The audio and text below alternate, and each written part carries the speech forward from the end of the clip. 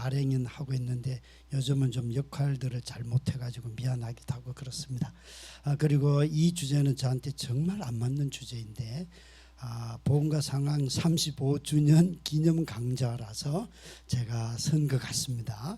그리고 아마 여러분들이 받은 그 강의안에 제가 풀 스크립트된 강의안을 그대로 올렸는데 저는 아마 이걸 그냥 순전하게 읽으면서 좀 더 하려고 합니다.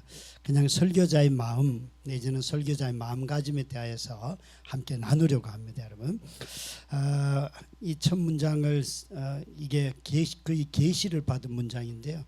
원래 원고를 다 쓰고 난 뒤에 잠을 자는데 도저히 원고하고 뭔가 마음에 차지 않았어요. 그런데 갑자기 잠자다가 이 문장이 떠올랐어요. 설교자처럼 괴로운 자가 있을까? 정말 아마 이렇게 말하면 많은 분들이 설교자의 부르심의 그 고귀함 이런 걸 많이 얘기하실 터인데요. 그 고귀함보다 실제 우리가 겪고 있는 설교자들이 겪고 있는 고통은 아마 그 고귀함에 미치지 못할 때가 너무 많은 것 같습니다. 그래서 말씀을 선포하는 말씀과 선포자의 차이는 존재와 비존재, 천국과 지옥, 인간의 말과 신의 말처럼 근원적이고 근본적인 이질감을 갖고 있기 때문에 이게 참 고통스럽다 하는 것이죠. 그래서 진리를 선포하는 일로 부름받았다니 이게 한편으로 감동이지만 실존적으로 자기를 돌아보면 이거 정말 이런 분들 계시잖아요. 주일 한 번 휴가를 가도 욕먹는, 그래서 휴가 한 번 가서 주일날 말씀 쉬는 것이 참 기쁨인데 그것마저도 어떻게 목사님은 그렇게 불성실할 수 있어요? 뭐 이런 분들 계시잖아요, 그렇죠? 그런 감시받는 분위기 속에서 살아가는 그런 분들도 계시더라고요. 그래서 입술을 불로 지져도 실수를 연발하는 우리가 그 입으로 영원히 거룩한 말씀을 선포해야 하다니 깨닫지 못해도 선포해야 하는 시간을 돌아오고 미숙해도 말씀의 온전함을 전해야 하고 영원히 깨달을 수 없는 사랑의 깊이와 높이와 넓이와 길이를 가진 그 말씀을 듣고 들고 매주일 매일 매순간 짐지고 낑낑거리는 자, 그가 바로 우리 설교자들이 아닌가. 어떻게 여러분 동감이 되셔요? 아마 여러분들이 여러분의 마음을 쓰면 더 리얼하게 쓰실 것 같습니다. 제가 이렇게 돌아볼 때 설교의 자리가 사실은 저의 존재라고 하는 또 제 어떤 마음의 상태 이런 것하고 너무 밀접한 관련이 있다 보니까 이렇게 시작을 하는 것 같습니다. 그런 눈으로 저 자신을 보면 나처럼 어설픈 설교자가 있을까? 누군가는 6개월 전부터 6개월 뒤에 있을 선포할 말씀들을 준비하고 하는데 나는 여전히 이번 주일 설교 준비도 버벅대고 있다.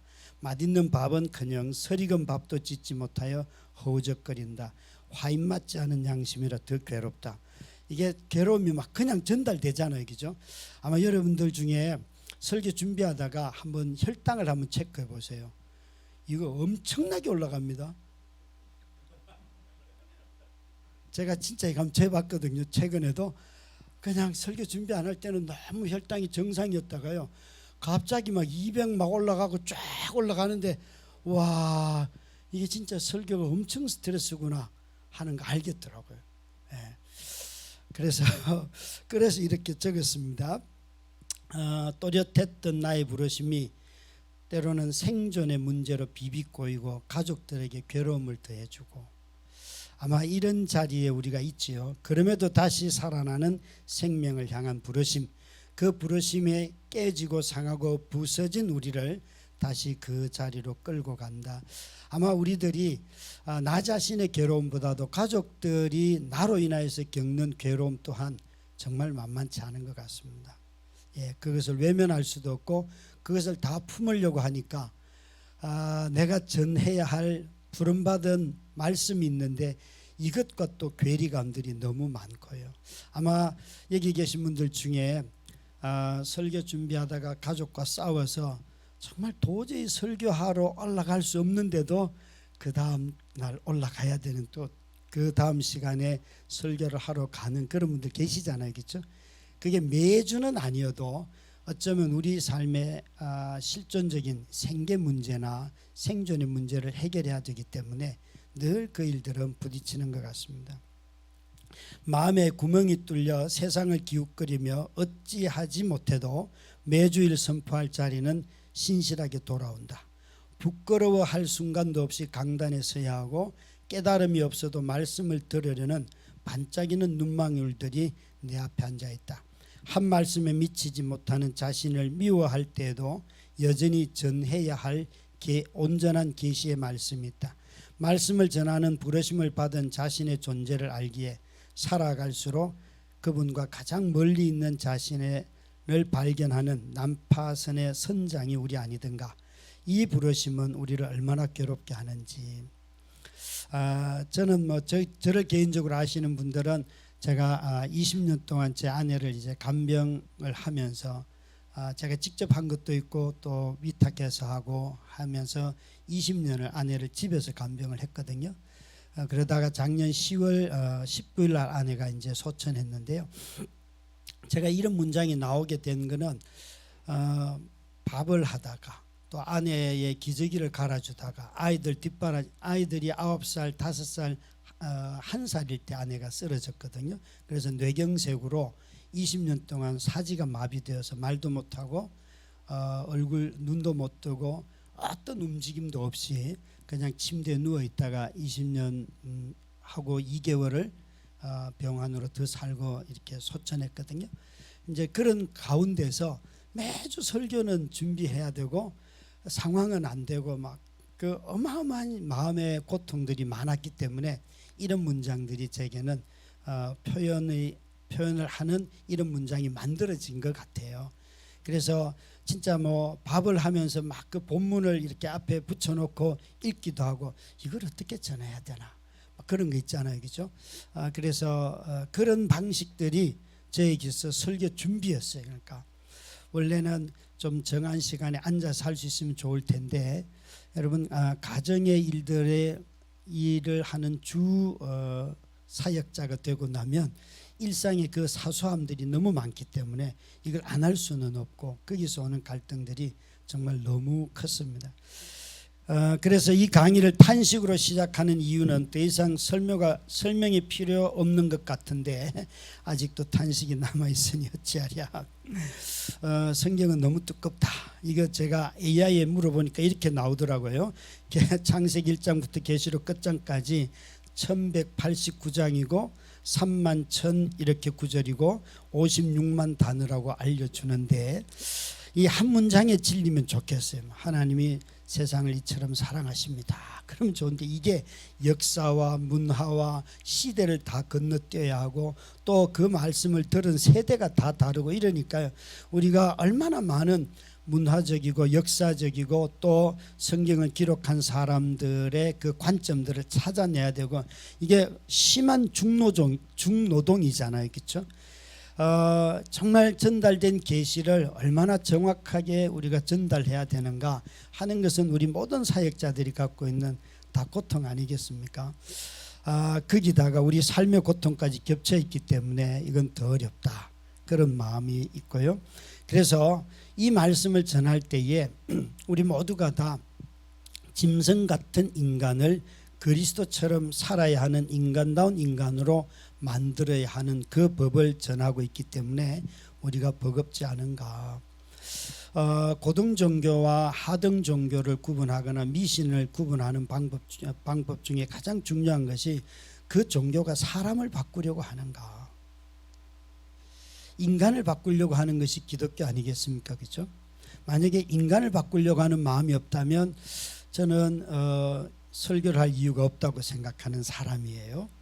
인간이 바뀐다고 믿기 때문에 하나님 우리에게 계시를 주셨고 그걸 저는 전하는 것이고 어떤 말보다도 이 진리가 능력이 있다고 믿는 것인데 그래서 삶을 변화시키는 교회, 삶을 변화시키는 설교 이것이 아마 저희 모든 설교자들의 목적이 바로 인간 변화에 있기 때문에 그렇다고 생각합니다. 근데 정말 설교를 이렇게 수십 년 해봐도 우리 자신도 잘 안 변하고 또 듣는 성도들도 잘 변하지 않는 그런 거 많이 보지 않습니까? 그 버거움이 우리 가운데 있는데 죽어야 시원한 죄인을 영생을 얻는 의인으로 만드시는 그 사랑의 깊이에 우리가 좌절하지 않는가. 오래 참으라, 인내해라, 자비를 베풀어라, 이런 거 있잖아요. 근데 네가 한번 당해봐라, 그런 말이 나오는가. 막 당해하다가 막 싸우고 나왔는데 설교하러 올라가서 원수를 사랑하라, 네가 한번 해봐라. 이 말은 차마 못하지만 그런 마음 가지고 설교 자리에 우리가 선다는 말씀을 드리고 싶어진 거예요. 그래서 정말 그 하나님의 사랑이 너무 깊기 때문에 우리 자신들이 최선을 다해서 사랑을 해도 그 사랑의 깊이에 미치지 못하는 자기를 보면서 또 괴로워하는 것이 저희들이라는 생각이 듭니다.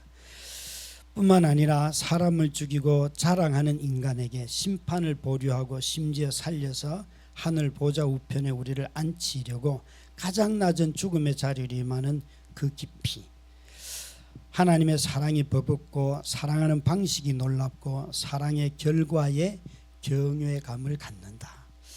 아마 저의 설교의 자리는 늘 이런 자리인 것 같습니다. 성경을 들여다 볼수록 내 사랑은 너무 작은데 하나님 사랑은 너무 크고, 그걸 또 나타나는 사랑의 방식도 너무 놀랍지 않습니까? 그냥 사랑하라 그러면 그래도 좀 하겠는데 그리스도처럼 사랑해라 그러니까 이게 너무 어려운 거예요. 그리스도처럼 사랑하라.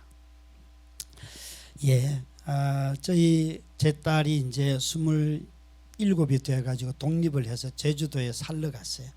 그래서 저는 아주 기쁘게 보냈는데 그 딸이 제주도에서 만난 목사님에게 했던 말이 뭔가 하면, 내가 우리 아빠가 다드림교회 목사라서 내가 다드림교회 나가줬지 그랬다는 거예요. 그래서 제가 그 목사님한테, 그래서 내가 당신에게 우리 딸을 보냈지. 근데 한 2년 동안 그 교회에 개척해서 나간 목사님이신데 그 교회 1호 성도였거든요. 저희 딸이 2년 동안 애가 변했어요.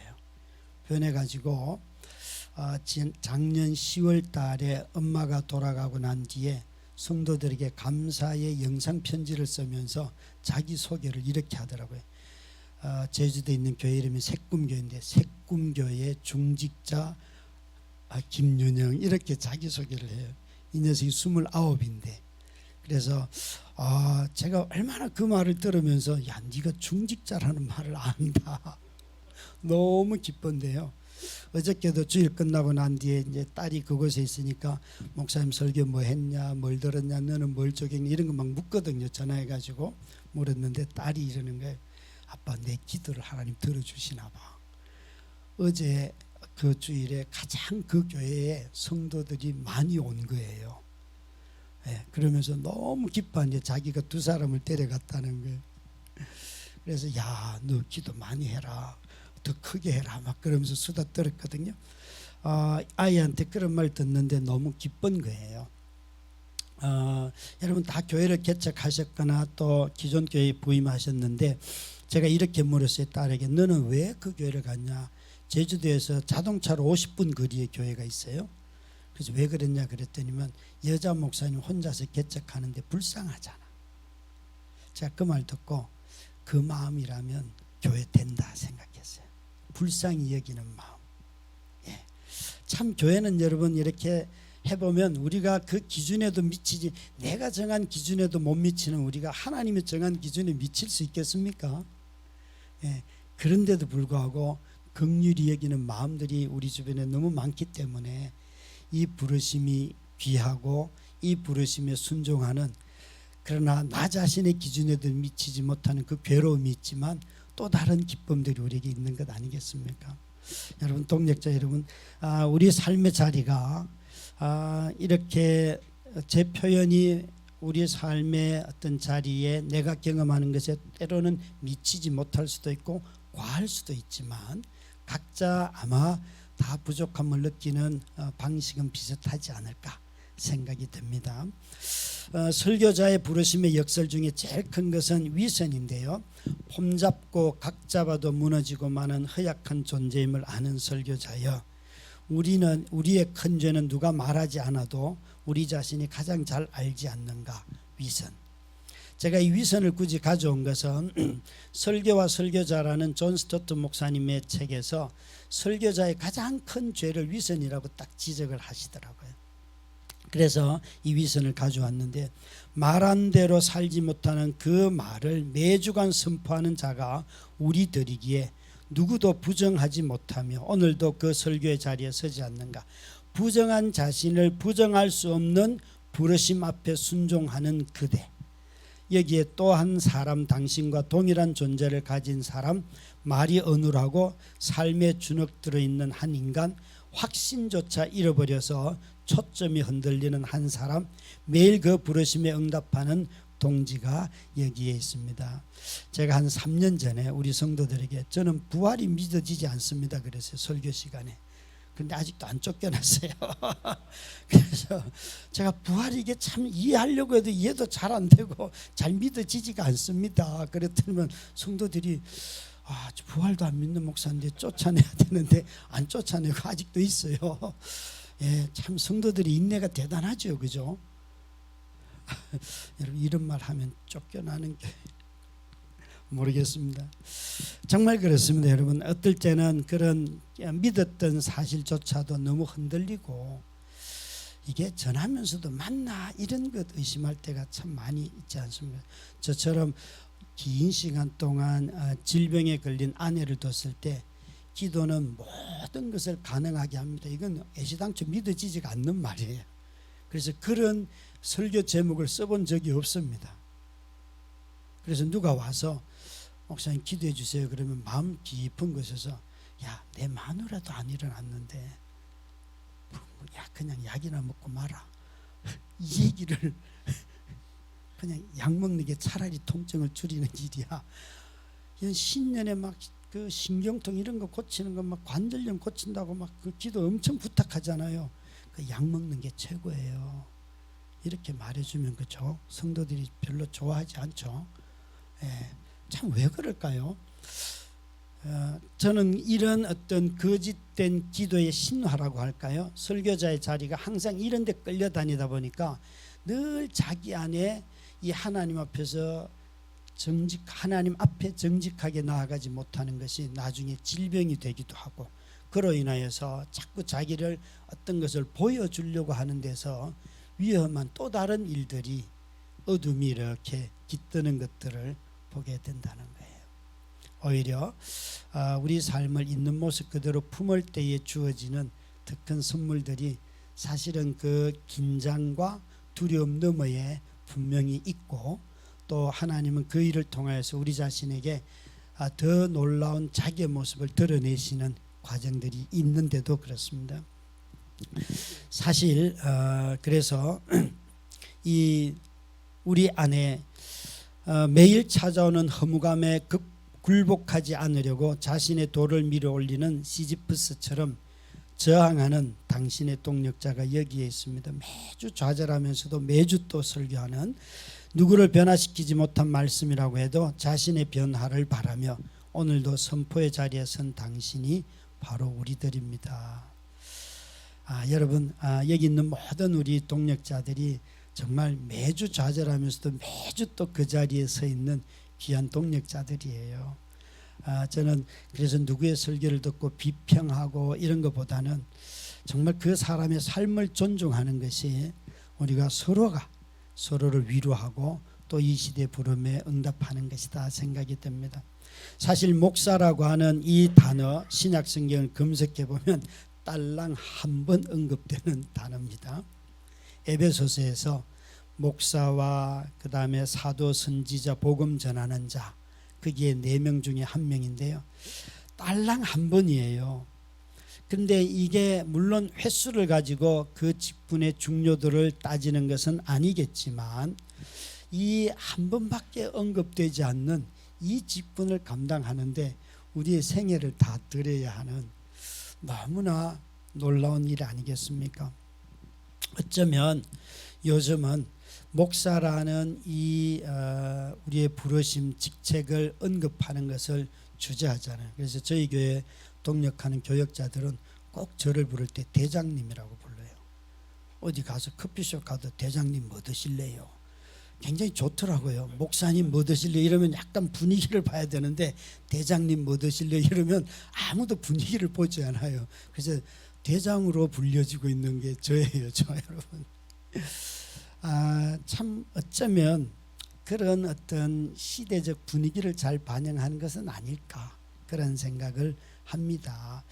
아마도 목사님이라는 이 타이틀만 이렇게 알려도 사람들은 의심하고 우리의 존재를 부정하고 싶은 그런데 우리가 살고 있습니다. 그런 시대에. 그렇지만 이 한 번밖에 언급되지 않은 이 희귀한 직분, 직책인 목사는 너무 독특하지 않습니까? 한 번밖에 언급이 안 됐지만 정말 너무나 유일한 존재, 유니크한 존재가 우리들이다. 제가 이걸 강조하고 싶은 이유는요, 우리 주변에 목사가 너무 많기 때문에 다 목사라고 하는 데 있다 보니까 우리의 유니크함이 잘 드러나지 않는데 성경에 단 한 번 나오는 이 직분, 그래서 저는 여기서부터 우리가 출발했으면 좋겠다라는 생각을 하게 되었어요. 목사가 있어서 교회가 세워진 것이 아니라 주님의 몸인 교회가 있어서 목사가 부르심을 입었죠. 그죠? 저는 이 사실은 설교자에 있어서 그 삶의 자리와 또 그의 삶이 어떻게 교회와 함께 연합하는지를 나타내는 중요한 바로미터가 된다고 생각을 합니다. 목사가 있어서 교회를 세운 것이 아니라 주님의 몸인 교회가 있어서 목사를 부르셨다.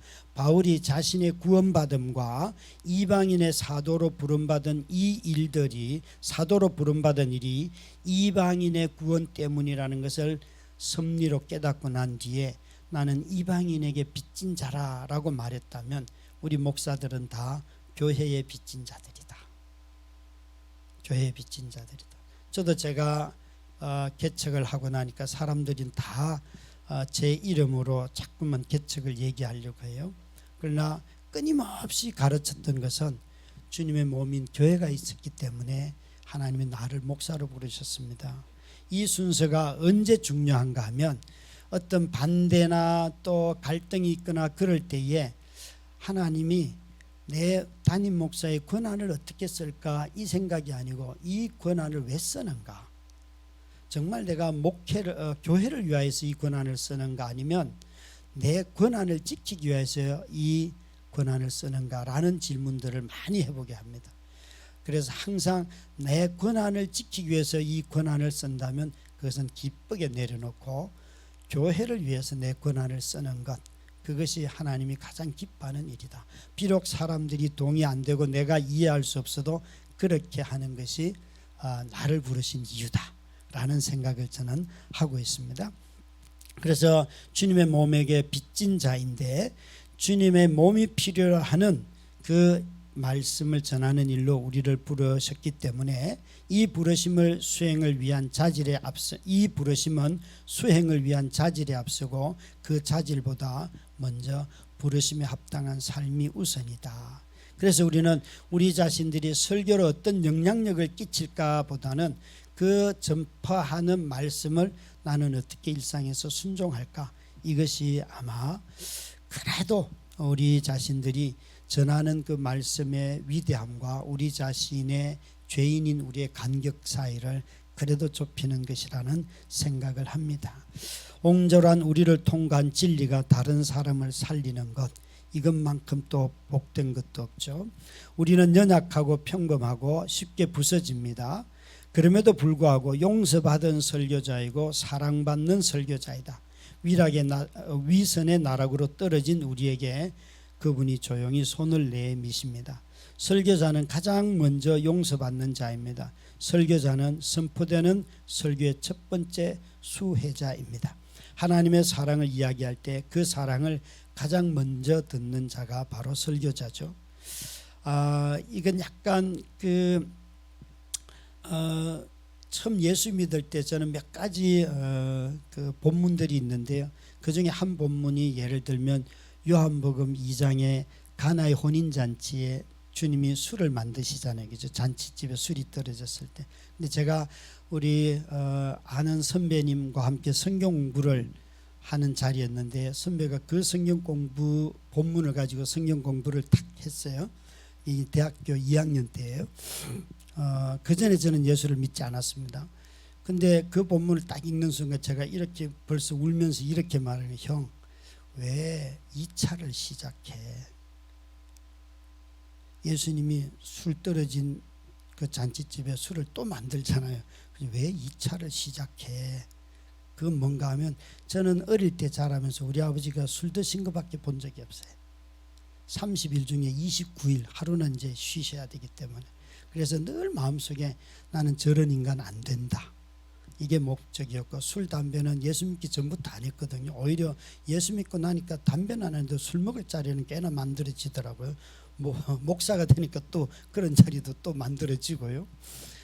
그러니까 저는 가만히 보면서 그때 그게 제 마음속에 깊은 울림이 되어 찾아왔어요. 거의 뭐 실존적으로 주님이 제게 다가오신 거죠.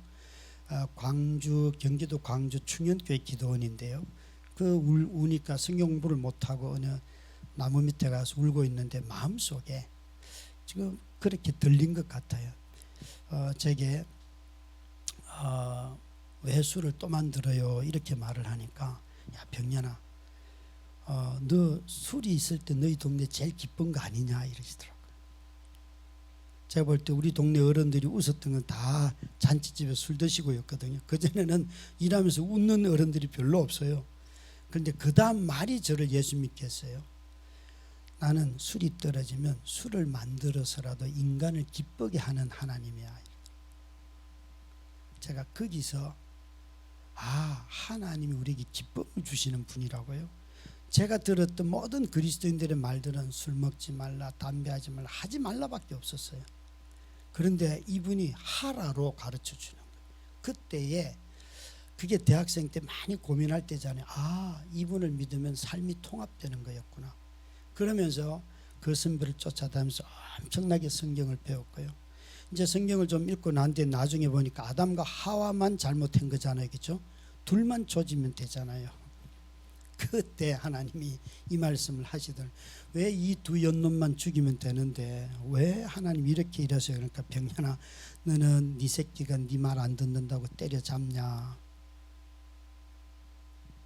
여러분, 참 하나님 우리에게 실존적으로 다가올 때는 그건 거부할 수가 없잖아요. 그죠?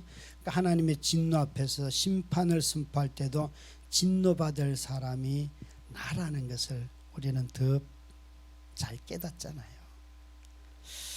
그래서 설교는 남을 자극하는 것이 아니고 구멍 뚫린 나의 순종을 통하여 하나님의 온전한 사랑을 전하는 사람이죠. 우리는 볼품없는 존재이지만 하나님이 쓰시기에 너무 귀한 존재, 단 한 번 언급되는 목사라는 유니크한 직분이 우리들이다 라는 것입니다. 이 설교의 자리는 나 자신의 삶의 자리이기도 하지만 주님의 몸인 교회가 설교가 선포되는 자리잖아요. 그래서 모든 설교는 다 내 앞에 앉아있는 인격적인 교제가 가능한 그 성도들에게 들려주시는 말씀이잖아요. 저는 이 무리에 속하지 않는 사람들에게 선포되는 말씀을 전할 마음이 없습니다. 그래서 뭐 영상을 만들고 이런 거는 최소화했고요. 그런 거 오랫동안 하지도 않았어요. 내 설교는 여기 있는 우리를 위한 것이기 때문에 굳이 만들 필요가 없다. 굳이 중계를 왜 하냐? 사람도 없는데. 그리고 우리끼리 순종하면 된다. 그리고 이제 이런 분들 있잖아요. 제가 들었던 제일 많은 설교를 듣는 분은 이찬수 목사님이시더라고요. 저희 교회 성도들도 몇 분들 계셔요. 그러면 반드시 저는 이렇게 권해서요. 그 교회로 가라. 왜 자꾸 이 교회에 있으면서 그분 설교 듣고 와서 자꾸 얘기하냐. 그 교회에 속해라. 차라리 그게 낫다. 당신은 여기 속했으면 내 설교만 들으면 된다. 참 여러분 이거 참 되게 중요한 거잖아요. 아닙니까? 저는 정말 여러분 설교는 그 다음 말이 그런 말인데요. 이 코로나 이후에 약해졌지만 목자와 양사의 형성되는 공동체를 이루는 교회는 선포된 말씀이 구체적으로 나타난 프리젠테이션이다. 말씀의 나타남이 교회 성도들의 모임이라는 거잖아요. 그렇죠? 그런 눈으로 보면 교회는 항상 말씀이 형성되는 곳이에요. 이런 말씀을 듣고 순종하는 공동체인 교회가 있기 때문에 우리의 부르심은 너무 복되다는 것이에요. 나의 자질보다도 그들로부터 받은 사랑이 너무 크고 또 우리 모두가 그리스도로부터 받은 사랑이 있기 때문에 우리 모두가 주님의 몸의 안에서 하나 되는 것. 그래서 교회는 그리스도의 충만이라고 하는 바울의 그 말이 저는 너무 좋아요. 교회는 그리스도의 충만합니다.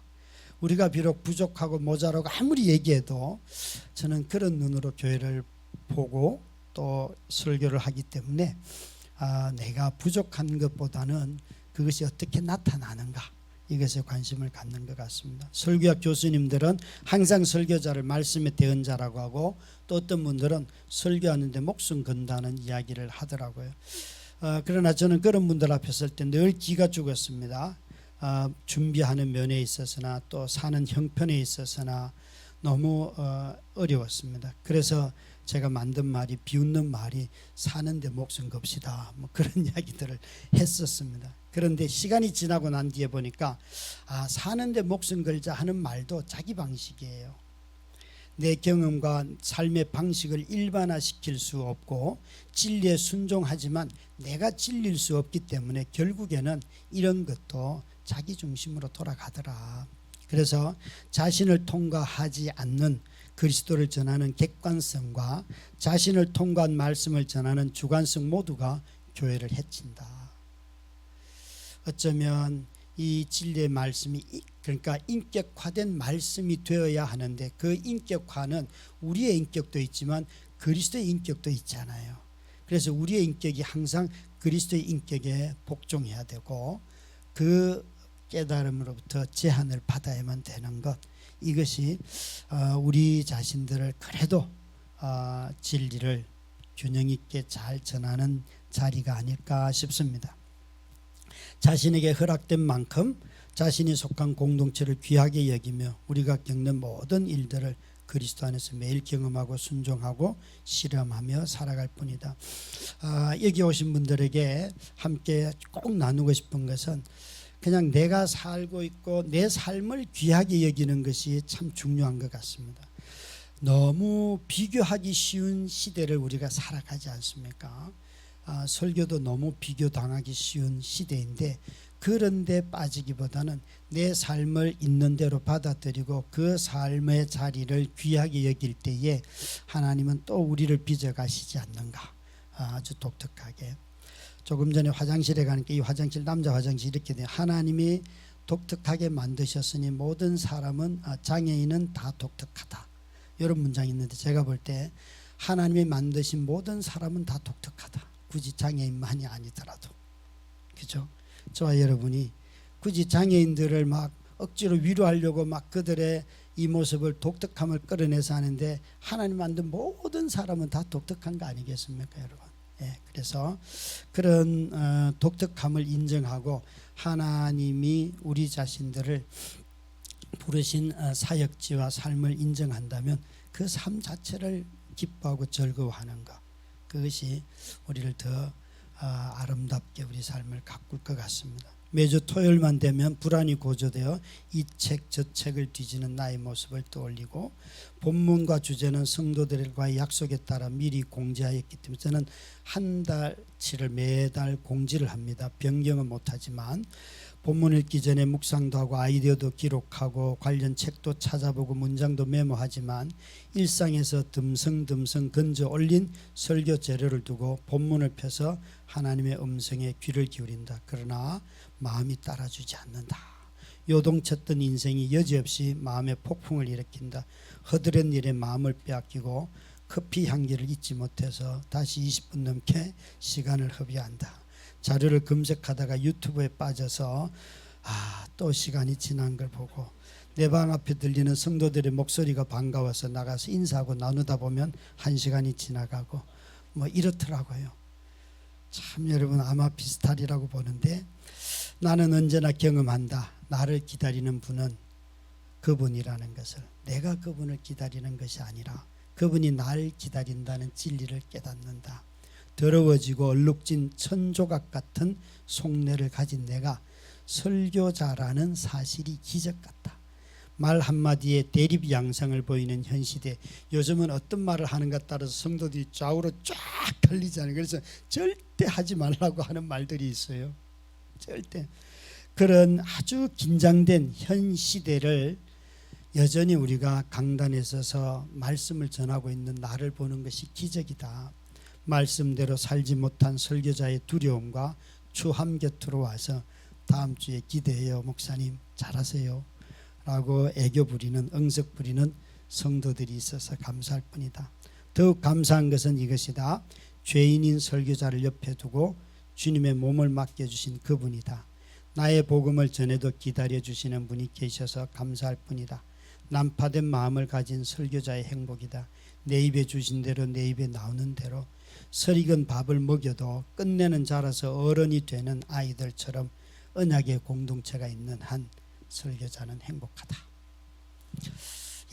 저는 설교자 자신의 능력이나 은사보다도 우리를 있는 그대로 받아주는 공동체가 있기 때문에 우리가 설교하게 되고 그 설교를 쭉 듣고 10년 20년 지나면서 우리 자신들이 어느새 자라있는 것을 보는 것, 그것이 아마 우리에게 있어서 가장 큰 행복이 아닐까 싶습니다. 저의 짧은 모두의 나눔은 이렇게 마치도록 하겠습니다. 감사합니다.